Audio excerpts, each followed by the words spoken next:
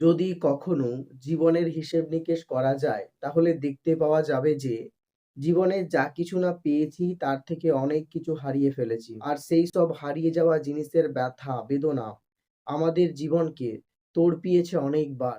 তাদের ব্যথা, কষ্ট আমাদের বুকের মধ্যে রয়ে গেছে অনেক দিন। যে কষ্টকে আমরা আজ পর্যন্তও ঝেড়ে ফেলতে পারিনি। জীবনে যা পেয়েছি তাতে যতটা না খুশি হয়েছি, যেগুলো পাইনি তাদের কষ্টে এতটা ব্যথা পেয়েছি যে সেগুলো হয়তো ভাষায় প্রকাশ করা কখনোই সম্ভব নয়। জীবনের চাওয়া পাওয়ার কাছে আমরা মানুষ অত্যন্তই নগণ্য। জীবন অনেক কিছু চায়, মন অনেক কিছু পেতে চায়। কিন্তু কতটুকুকে আমরা অর্জন করতে পেরেছি?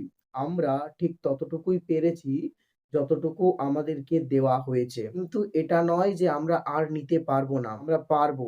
কিন্তু আমাদের সেই ইচ্ছা শক্তিটুকু ধীরে, ধীরে মরে গেছে। এই পৃথিবীটা ছোট হতে, হতে এতটাই ছোট হয়ে গেছে যে মানুষ এখন সব দিক থেকে ছোট হয়ে গেছে।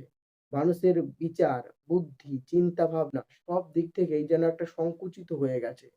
মানুষ যেন তার নিজের ইচ্ছাশক্তিকে আর বাড়াতে চাইছে না। মানুষ এমন একটা কমফোর্ট জোনের মধ্যে রয়ে গেছে, এই কমফোর্ট জোনের বেড়াজাল ভেঙে তারা বাইরে বেরিয়ে আসতে পারছে না। তবে চেষ্টা করিনি এমন তো নয়। এই খারাপ অভ্যাসগুলো কাটিয়ে বেরিয়ে ওঠার জন্য, এই খারাপ অভ্যাসের বেড়াজাল থেকে নিজেকে মুক্ত করার জন্য আমরা প্রত্যেকেই অনেকবার অনেক রকমভাবে চেষ্টা করি। কিন্তু কিছুদিন যাওয়ার পর আমরা পুনরায় সেই কাজে লিপ্ত হয়ে পড়ি।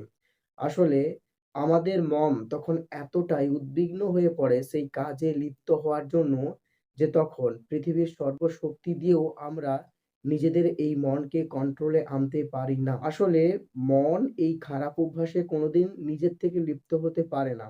আমরা আমাদের সময়কে কাটাবার জন্য কিছুটা আনন্দ উপভোগ করার জন্য এই মনকে এমন কিছু কাজে লিপ্ত করে ফেলেছি যেই কাজ থেকে এই মন বেরিয়ে আসতে চাইছে না। আজকের দিনে আমরা পরিশ্রম করতে কেউ চায় না।